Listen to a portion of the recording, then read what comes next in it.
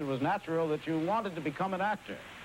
Well, no, as a matter of fact, originally I wanted to be a singer, but unfortunately I had a voice sort of like a sad frog, so I had to give that up at an early stage. What kind of a singer did you want to become? Well, almost any kind, but my family were very fine professionals. My grandmother was named Madame Perini. She sang at La Scala in Milano. My grandfather was a very fine tenor by the name of Carlos Modini. And my uncle was, is, of course, Richard Bonelli, one of the finest baritones alive today. Is your family Italian, Bob?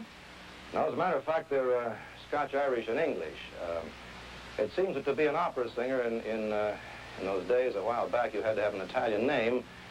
And my grandmother's name was Mamie Perry, and she put an "ini" on there and became Perini, and my grandfather's name was Charlie Wood, and he turned it upside down. That became Charlie Mood. He cut off one of the O's and put an "ini" on that, and that became Carlos Modini. And my uncle's name was Richard Bon, and he put an "L" on that, and that became Bonelli. So you see, we're sort of Italians by adoption. Now, I know that Rosemary was a life cover girl and a fashion model before she became an actress. Rosemary, did you and Bob meet while you were working together? Well, not exactly working. We had the same agent. So we met in the office one day. Well, that's kind of... he called up, as a matter of fact, and he said, I've got something that's pretty wonderful over here. And I thought, of course, he meant a script. And I walked in, I saw Rosemary, and I agreed, and I went with her for a couple of years and broke both arms and convinced her she ought to marry me. So. Well, that's a pretty good way. Bob, I'm lucky. now that you're doing an hour-long dramatic show every week, it must be fairly demanding. Rosemary, has your life changed much since Bob started the Untouchables? Entirely. Yes, I never see him anymore.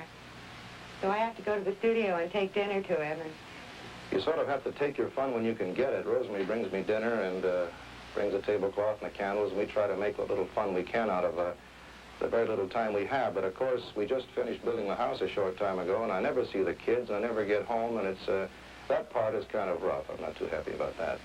Well, it is too bad because it's a lovely house. Rosemary, did you have a hand in decorating it? yes, I did. Would you like to see some of them? I certainly would. Now we get into the man's part of the house in here.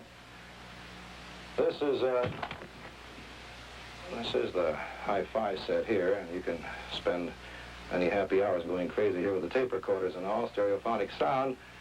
Now this is some of the stuff that I won when I was a kid. Now here we have a gun collection that I'm pretty proud of. In a sense, the house is a little bit selfish, since I don't imagine too many people happen to have offhand 17 shotguns to sort of stick up on the wall, so its resale value may be a little bit dubious. Rosemary, are you a pretty good shot, too? I'm learning.